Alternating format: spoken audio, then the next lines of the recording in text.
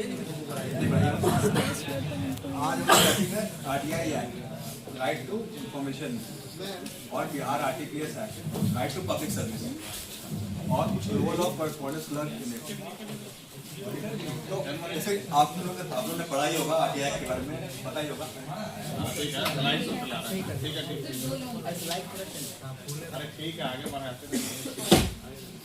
अरे मॉनिटर जी हमको कुछ जैसा आपने पढ़ा ही है आरटीआई के बारे में, मुझे बताने की जरूरत नहीं है, फिर भी मैं थोड़ा बता देता हूँ आप लोग को। आरटीआई लीगल एक्ट है जिसके तहत आप कोई भी इंफॉर्मेशन गवर्नमेंट से मांग सकते हैं और वो लायबल है देने के लिए, उनको देना ही पड़ेगा। आरटीआई एक्ट पास हुआ था 15 जून 2005 को, लेकिन ये फुली ऑपरेशनल हुआ था 12 अक्टूबर 2005 को। ये इस दिन पहला आरटीआई एक्ट फाइल किया गया था पुणे के पुलिस स्टेशन में। तो ऑब्जेक्टिव दे देते हैं हम लोग आरटीआई का, क्या ऑब्जेक्टिव है? गवर्नमेंट को ये ट्रांसपेरेंट करता है, गवर्नमेंट को अकाउंटेबिलिटी बढ़ाता है और करप्शन रिड्यूस करता है और सिटीजन को पावर करता है, तो इस वजह से एफिशिएंसी बढ़ती है। आगे Good afternoon to all my colleagues, YB ma'am. I am here to discuss about the RTI Act. और जैसा कि आप लोगों को पता है कि 2005 से पहले ये सब था जी, 2005 में ना आया। तो नाउ कौन कौन RTI फाइल कर सकते हैं? सबसे बड़ा प्रॉब्लम यही होता है, अगर हम लोगों को भी किसी चीज़ के बारे में जानना हो, जैसे हम लोग अपने घर के आसपास या जो भी देखते हैं, किसी चीज़ के बारे में इंफॉर्मेशन चाहिए हो, तो ये पता होना चाहिए कि कौन कौन आरटीआई फाइल कर सकता है। Indian citizen, any Indian citizen, कोई भी अगर इंडियन सिटीजन है, then he can file the RTI, वो आरटीआई फाइल कर सकता है। फॉरेनर आरटीआई फाइल नहीं कर सकते हैं। इसका एक रीजन ये है कि वो यहाँ से मिली सूचनाओं का मिसयूज कर सकते हैं, दैट्स वाई उनको इन्फॉर्मेशन देना रिलेवेंट नहीं है। सो एनी इंडियन सिटीजन, अब इसको फाइल करने के लिए किसी भी रीजन की जरूरत नहीं है, नो रीजन नीडेड। अगर मुझे कुछ इन्फॉर्मेशन चाहिए किसी भी ऑर्गेनाइजेशन से, तो उस ऑर्गेनाइजेशन को मुझे ये बताने की जरूरत नहीं है दैट मैं इस इंफॉर्मेशन का क्या करूंगा। दैट इज सिंपली कि मुझे वो इंफॉर्मेशन चाहिए। थर्ड, बहुत लोगों को समस्या होती है कि कैसे हम आरटीआई फाइल करें और कहाँ पे फाइल करें। तो इसका दोनों मेथड है, ऑनलाइन और ऑफलाइन मोड। ऑनलाइन मोड में आप लोग डायरेक्ट या हम लोग जिनको भी फाइल करना है वो डायरेक्ट साइट के माध्यम से फाइल कर सकते हैं। ऑफलाइन मोड में आरटीआई का जो फॉर्म है उसको फिलअप करके, और सबसे सिंपलेस्ट मेथड है कि जो डाक होता है पोस्ट ऑफिस का, उसके थ्रू हम लोग आरटीआई एक्ट फाइल कर सकते हैं। ये किस किस अथॉरिटी से हम लोग इंफॉर्मेशन ले सकते हैं और किस किस चीजों पे लागू होता है? तो एनजीओ फंडेड बाय गवर्नमेंट, तो जितने भी एनजीओ हैं जिनको गवर्नमेंट फंड करती है, गवर्नमेंट ऐड देती है, वो उन सब पे लागू होता है। सेकेंडली, पब्लिक सेक्टर अंडरटेकिंग, जो हम लोगों का है पब्लिक सेक्टर अंडरटेकिंग्स, उस पर लागू होता है, जिस भी तरह का पब्लिक सेक्टर अंडरटेकिंग्स होगा। Third is central government overseas national policies and administration, central government से हम लोग इंफॉर्मेशन ले सकते हैं किसी भी चीज के regarding. And next is state government, किसी भी स्टेट गवर्नमेंट से हम लोग कोई भी इंफॉर्मेशन ले सकते हैं जो वो देने में सक्षम हो। कुछ ऐसी इंफॉर्मेशन होती हैं जो पॉलिसी मैटर्स की वजह से हम लोग को दी नहीं जा सकती हैं, तो उसके लिए हम लोग क्लेम नहीं कर सकते हैं। अदरवाइज बाकी सारे इंफॉर्मेशन के लिए हम लोग आरटीआई फाइल कर सकते हैं। And last one is local bodies, like हम लोग के आसपास बहुत सारे लोकल बॉडीज होते हैं, म्यूनसिपैलिटीज, पंचायत, नगर पंचायत एटसेट्रा, हम वहां से भी आरटीआई, वहां के भी काम के बारे में जान सकते हैं और आरटीआई फाइल कर सकते हैं। नेक्स्ट स्लाइड को प्रेजेंट करने के लिए हमारे साथ हैं प्रशांत।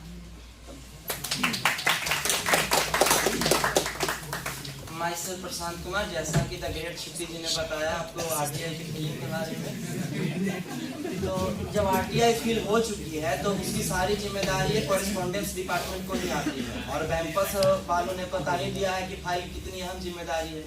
तो जब ये हमारे ऊपर आती है तो हमारा दायित्व बनता है कि इसकी कैसे हम इसकी जवाब देने के लिए फाइल को बनाना, शुरुआत करना, कहीं से तो शुरू होता होगा, तो उसके लिए जानकारी कलेक्ट करना पड़ता है। तो हम जानकारी कलेक्ट कहाँ से कर सकते हैं? उसके लिए कई पैरामीटर्स हैं, ऐसे तो बहुत से तरीके हैं, लेकिन जो मेनली पैरामीटर्स है वो ये है। सबसे पहला रिकॉर्ड्स एंड डॉक्यूमेंट्स। तो हमारे ऑफिस में पता करेंगे कि इसके बारे में कोई पत्रांक नंबर है, कहाँ से हम इसके रिकॉर्ड्स डॉक्यूमेंट्स हम अर्न कर सकते हैं, ला सकते हैं। फिर सेकंड है नोट्स एंड सर्कुलर्स। अगर हमारे रिकॉर्ड्स में नहीं है तो कोई नोट्स में होगा, नोट्स में ना मिल रहा है तो रिपोर्ट्स एंड कॉन्ट्रैक्ट्स में होगा, जहाँ के जैसे फॉर्मल डॉक्यूमेंट्स, डेलिंग फाइंडिंग एग्रीमेंट्स कोई हो सकता है, एग्रीमेंट होगा। तो जितना हो सकता है हम अपने डॉक्यूमेंट्स को अर्न करने की कोशिश करेंगे।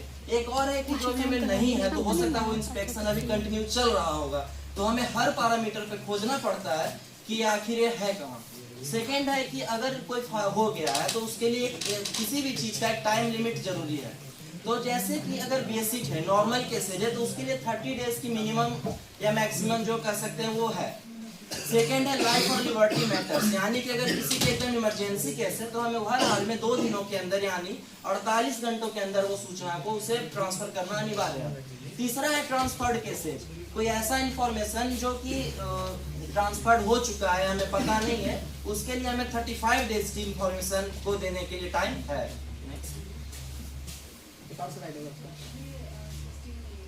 अब हमारे ऊपर अगर आरटीआई का जिम्मेदारी आ गया तो इसका ये मतलब नहीं है कि हम सारा डाटा जो है या जितना भी जिम्मेदारी हम सब दे ही दें। कई ऐसे प्रावधान ऐसे भी हैं जो हम नहीं भी देना है, जैसे कि नेशनल सिक्योरिटी। अगर कोई नेशनल सिक्योरिटी के ऊपर खतरा है, हम बता दिए लेकिन मेरा डिपार्टमेंट पे खतरा है, कोई ऐसा डाटा जो चल रहा है हम उसे गोपनीय रख सकते हैं, तो हमें उसे देने की जरूरत नहीं है। और ऐसा जो हमारी सेंट्रल गवर्नमेंट आरटीआई का जो एक्ट है उसमें लिखा हुआ है। सेकेंड है फॉरेन रिलेशनशिप। हमारे कई ऐसे हैं जो हमारे फॉरेन रिलेशनशिप क्या चल रहे हैं, अगर हम उस डाटा को लीक कर देते हैं तो हो सकता है कि इनडायरेक्टली फिर नेशनल सिक्योरिटी पे ही असर पड़ेगा, तो हम वो भी डाटा को नहीं दे सकते हैं। थर्ड है ट्रेड सीक्रेट। अब हम किस कंपनी से या किसी कंट्री से कौन सा ट्रेड कर रहे हैं, अगर कोई हमसे जानकारी मांग रहा है तो हमें वो नहीं शेयर कर सकते हैं अगर वो हमें इम्पोर्टेंट लग रहा है तो। चौथा है पर्सनल प्राइवेसी। अब हमारे अगर कोई भी अगर गवर्नमेंट एम्प्लॉय है, अगर उसके कोई डाटा पर्सनली मांगा जाए या किसी भी इंसान की पर्सनल डाटा को खतरा है तो हम उस चीज को डिनाई कर सकते हैं, उसको जवाब नहीं देना चाह सकते हैं। सेकेंड है आरटीआई एप्लीकेशन का फी। अब आरटीआई अगर कोई एप्लीकेशन दे रहा है तो उसका कुछ तो फी होगा, तो ऐसे मिनिमम चार्जेस 10 रुपया है। लेकिन कोई भी जो बीपीएल फैमिली से है, जिनकी गरीबी रेखा नीचे है, वो 10 रुपया भी अफोर्ड नहीं कर सकता है, लेकिन उसकी जानकारी चाहिए, तो वो अपना बीपीएल कार्ड को अटैच करके उस चीज को उसमें दे सकता है। अब आगे की जो है जानकारी वो आनंद देंगे।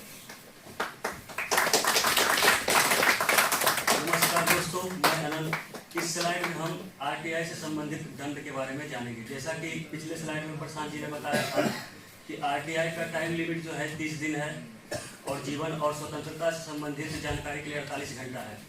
प्रत्येक विभाग में एक जन सूचना अधिकारी होते हैं जिनके पास आवेदन आरटीआई का आवेदन जाता है।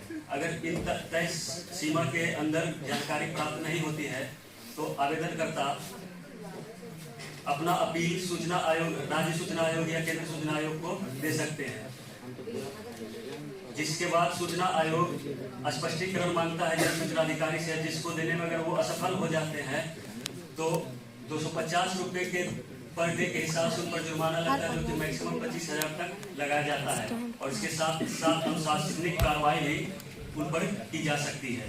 धन्यवाद। इसके बाद नेक्स्ट स्लाइड को अजीत जी प्रेजेंट करेंगे।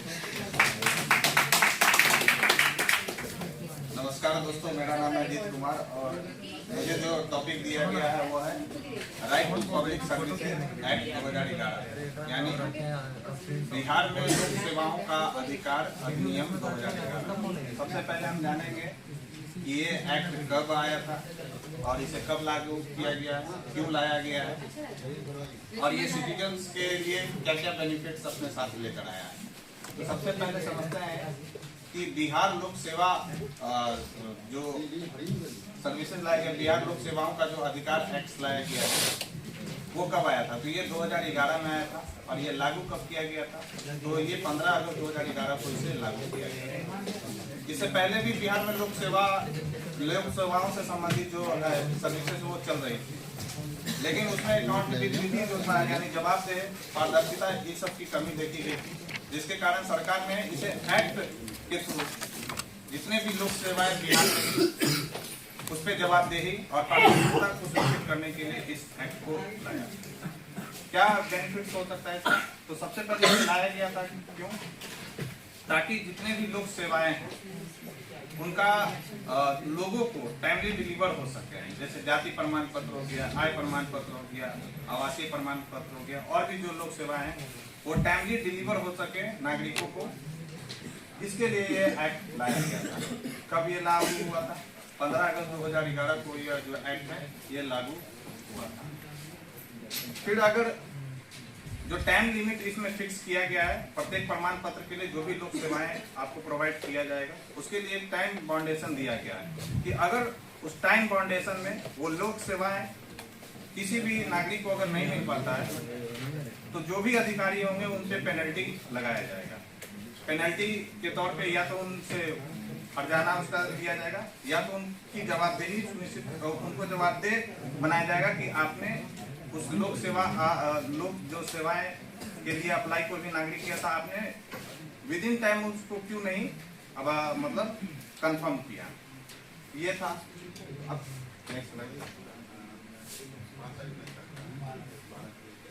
अब इसका ऑब्जेक्टिव देखते हैं, यानी इसका उद्देश्य क्या है। इसका उद्देश्य है कि टाइमली डिलीवर करता है। जैसे जाति प्रमाण पत्र अगर आप सभी ने अगर अप्लाई किया हो तो मोबाइल से हो या कंप्यूटर से अगर आपने अप्लाई किया हो तो 10 से कार्य दिवस लगता है, यानी 10 दिन के अंदर आपको वो बनाकर दे देगा। अगर 10 दिन के अंदर वो बनाकर नहीं देगा तो जो जिस अधिकारी ने उसको जारी किया है तो उस पर वो पेनल्टी लग सकता है। साथ में उसको जवाबदेही भी इसके लिए होना पड़ेगा कि उसने क्यों नहीं जारी किया।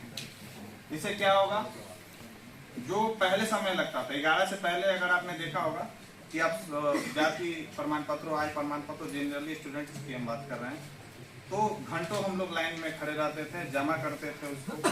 शाम में भी कंफर्म नहीं हो पाता था कि हमारा प्रमाण पत्र सबमिट हो पाएगा या नहीं हो पाएगा। तो इन सब चीजों को दूर करने के लिए ये एक्ट लाया गया है ताकि टाइम जो डिले होता था, मतलब टाइम ज्यादा जो लगता था उसको कम किया जा सके। अधिकारियों पर अकाउंटेबिलिटी यानी जवाबदेही को भी इसमें सुनिश्चित किया गया। इफिशियंसी भी इससे बढ़ा, देख भी सकते हैं आप लोग।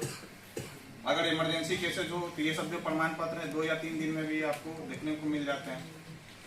स्टैंड तरह भी बढ़ा इससे।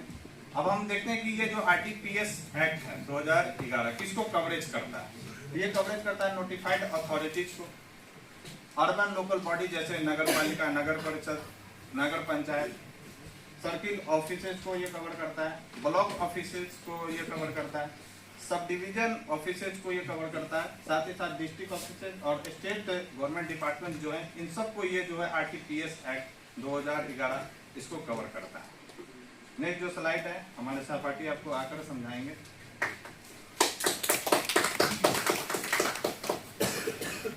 Hello everyone, I am Dipesh Kumar. Today I am here to tell you about RTPS Act.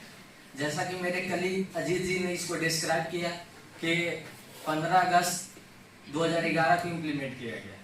इस प्लेटफॉर्म के माध्यम से हमें बहुत सारा सर्विसेज प्रोवाइड किया गया है, जैसा कि first of all birth and death certificate and next NCL pension services, ऐसे बहुत सारी स्कीम है। इसके अलावा एक्स्ट्रा बेनिफिट है, गवर्नमेंट द्वारा जो स्कीम लाया जाता है उसका बेनिफिट भी से हम प्राप्त कर सकते हैं। Next one is time bound service delivery.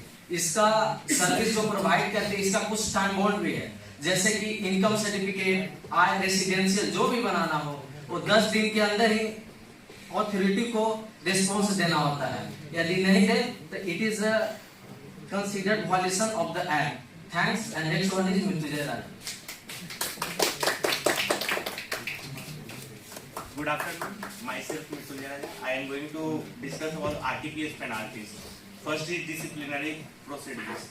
जो लगता है सब पे चार्ज लग जाता है वही है, और फिर डेली पेनाल्टी 250 रुपये से 5,000 तक मैक्सिमम 5,000 लग सकता है, और पेनाल्टी जो ऑफिसर की सैलरी से डिडक्ट होगा, और फिर उसके बाद फिक्स पेनाल्टी 500 से 5,000 तक, और कुछ है जो इफेक्टिव इम्प्लीमेंटेशन को रोकता है, वो है lack of awareness, heavy workload, technical issue and incomplete application. So nervous.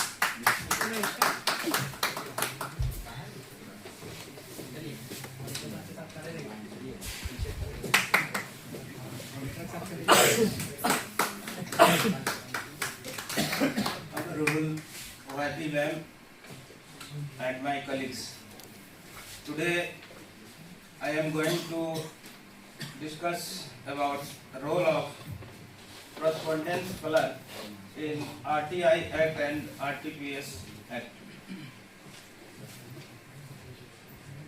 correspondence colour का जो रोल होता है बहुत इम्पोर्टेंट होता है। आप लोग अपने ऑफिसेज में भी देखे होंगे, बहुत सारे ऑफिसेज ऐसे हैं जहां पर correspondence कलर का पोस्ट नहीं है, वहाँ उन्हें दूसरे नाम से जाना जाता है। जैसे ब्लॉक में जाते होंगे आप लोग तो एग्जीक्यूटिव असिस्टेंट वहाँ पर होते हैं, आरटीपीएस का काउंटर वहाँ पर बना होता है। तो जब हम correspondence कलर बोलेंगे इसका मतलब एक जनरल आइडिया हुआ कि इससे जुड़े लोग जो हैं। तो आरटीआई में हम लोगों का रोल बहुत इम्पोर्टेंट हो जाता है। जैसे ही कोई सूचना मांगी जाती है तो सबसे पहले लेटर हम लोगों के पास पहुंचता है, उसको रिसीव करना होता है, फिर उसको नोटिंग करते हुए जो हमारे ऊपर के अथॉरिटी है, साइनिंग अथॉरिटी जो है, उनको भेजना होता है। फिर अगर कोई फाइल मांगा गया है तो उसको ढूंढना होता है कि कहाँ है, या फिर कभी कभी कुछ फाइल मेल्स पर होती है तो थोड़ा सा चैलेंजिंग होता है किसी चीज़ का जवाब देना। उसके बाद फिर एक प्रॉपर चैनल से इसको डायरी में मेंशन करते हुए डिस्पैच किया जाता है, और ये सब बहुत कम समय में करना होता है। पिछले स्लाइड्स में आप लोग देख चुके हैं कि निर्धारित समय में करना होता है, नहीं करने पर हमारे ऊपर पेनाल्टी किया जाता है। तो correspondence कलर का जो रोल है इन सेवाओं में बहुत ही महत्वपूर्ण है। अगर आप जाति प्रमाण पत्र आवासीय भी बनवाते हैं तो वहाँ पर जो एग्जीक्यूटिव असिस्टेंट होता है उसका रोल बहुत इम्पोर्टेंट होता है। उसको जांच करते हुए आवेदन को आगे भेजना होता है जहाँ पर सीओ या आरओ साइन करते हैं। उनका एक थोड़ा सा मिस्टेक बहुत प्रॉब्लम क्रिएट कर सकता है। कुछ दिन पहले आप लोग सुने होंगे कि कुत्ते का आवासीय प्रमाण पत्र बना दिया गया, ट्रैक्टर का आवासीय प्रमाण पत्र बना दिया गया, जिससे विभाग की पूरे देश में किरकिरी हुई। अधिकारियों और कर्मचारियों पर गाज भी गिरा, उस पर कार्रवाई भी हुई। तो ये काम जो है बहुत इम्पोर्टेंट होता है। इस तरह की गलतियां फ्यूचर में आपसे भी हो सकती है, इसलिए हम लोगों को सावधानी बरतनी होगी। इसको हम लोग क्लरिकल मिस्टेक्स बोलते हैं, और बहुत बड़ी गलती हो तो मासिव मिस्टेक्स बोलते हैं। तो आपका स्लिप ऑफ पेज जो है बहुत बड़ी कीमत आपको चुकाने के लिए मजबूर कर सकता है। जमी बेच देंगे, गगन बेच देंगे, जमी बेच देंगे, गगन बेच देंगे, कली बेच देंगे, चमन बेच देंगे, कलम के सिपाही अगर सो गए तो वतन के मसीहा वतन बेच देंगे। कलम से एक चूक पूरे आपके विभाग की किरकिरी करा सकता है। सोशल मीडिया के इस दौर में पूरे देश में आपका मजाक बन सकता है, इसलिए बी केयरफुल। और इन्हीं चंद शब्दों के साथ मैं अपनी वाणी को विराम देता हूँ, और सभी लोगों को बहुत बहुत धन्यवाद और आगे भविष्य की अनंत शुभकामनाएं। Thank you.